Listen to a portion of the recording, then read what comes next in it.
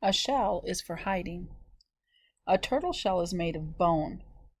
Most of the turtle's bones are inside its body, but its backbone and rib cage grow as the shell. If a box turtle sees a fox or a raccoon, it hides its head and tail and legs inside the bony shell. Unable to break through, the predator eventually gives up and the turtle wins the game of hide and seek. The only bony part of a snail is its shell.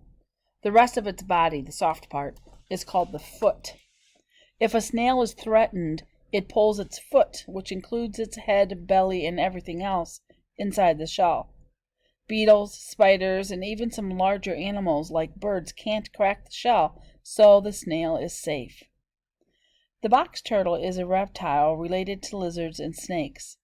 A snail is part of the mollusk family, along with clams, oysters, and octopuses. Turtles and snails are not even distant cousins.